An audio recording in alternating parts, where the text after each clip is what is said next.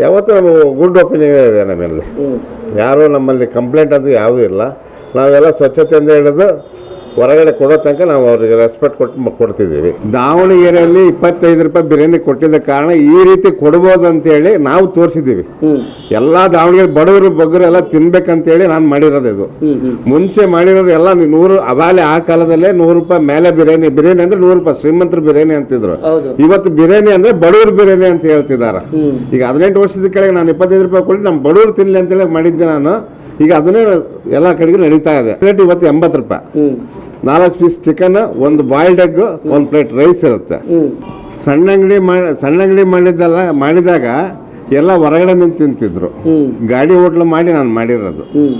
ಹೊರಗಡೆ ನಿಂತು ತಿಂತಿದ್ರು. ಇವತ್ತು ಕುಂತು ಉಣ್ಣಂಗೆ ನಾನು ವ್ಯವಸ್ಥೆ ಮಾಡಿದ್ದೀನಿ. ರೇಟ್ ಮಾಡಿದ್ದೀನಿ ಅಂತೇಳಿ ಅದನ್ನ ಜಾಸ್ತಿ ಮಾಡಿಲ್ಲ ನಾನು. ಅದೇ ರೇಟಿಗೆ ಕಮ್ಮಿ ರೇಟಿಗೆ ಕೊಡ್ತಿದ್ದೀನಿ. ಆಮೇಲೆ ನಮ್ಮ ರೈಸ್ ಬಂದು ಜೀರಾ ರೈಸ್ ಇಲ್ಲಿದಲ್ಲ, ಹೈದರಾಬಾದಿಂದ ತರಿಸಿದ್ದೀನಿ ನಾನು. ಲೋಕಲ್ ತರಿಸಿಲ್ಲ ಇಲ್ಲ ರೈಸ್. ಅದು ಏನಂತದ್ದು ಇಷ್ಟ ಇರ್ತಾರೆ ತಿಂದು ಹೋಗ್ತಾರ. ಅವ್ರು ಬಂದಿದ್ರೆ ರಿಪೀಟ್ ಬರೋಂಗೆ ನಾನು ಮಾಡ್ಕೊಡೋದು ನನ್ನ ಕರ್ತವ್ಯ. ಅವ್ರು ರಿಪೀಟ್ ಬರ್ತಾ ಇದಾರ.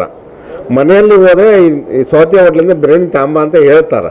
ಆ ಲೆವೆಲ್ಗೆ ನಾನು ಮಾಡ್ಕೊಂಡಿದ್ದೀನಿ. ಸೊ ಒಟ್ಟು ಜನರಿಗೆ ಸಂಪರ್ಕ ಇರಬೇಕು, ಜನರಿಗೆ ಒಂದು ಸರ್ವಿಸ್ ಕೊಡಬೇಕು. ಎಷ್ಟು ಬೇಕು ಅಷ್ಟು ಮಾತ್ರ. ಪಾರ್ಸಲ್ ಒಯ್ದಿದ್ದು ಕೂಡ ಅವ್ರು ತೃಪ್ತಿ ಪಡಂಗೆ ನಾನು ಕಳ್ಸಿಕೊಡ್ತಾ ಇದ್ದೀನಿ. ಆಮೇಲೆ ಪಾರ್ಸಲ್ ಚಾರ್ಜ್ ಕೊಡ್ರಿ, ಕ್ಯಾರಿ ಬ್ಯಾಗ್ ಚಾರ್ಜ್ ಕೊಡ್ರಿ, ಇವು ಯಾವ ನಾವು ತಗೊಂತಿಲ್ಲ.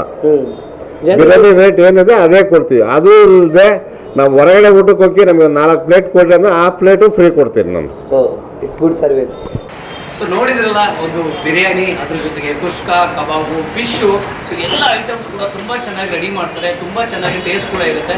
ಇಂಥ ಮತ್ತೊಂದು ವಿಭಿನ್ನವಾದ ಶಾಪ್ನೊಂದಿಗೆ, ವಿಭಿನ್ನವಾದ ಹೋಟ್ಲೊಂದಿಗೆ, ವಿಭಿನ್ನವಾದ ವ್ಯಕ್ತಿಯೊಂದಿಗೆ ನಾನು ನಿಮ್ಮನ್ನು ಭೇಟಿ ಆಗ್ತೇನೆ. ಸೊ ಅಲ್ಲಿವರೆಗೂ ನೋಡ್ತಾ ಇರಿ. ಇದು JK TV ಕನ್ನಡ, ನಿಮ್ಮದೇ ವಾಹಿನಿ.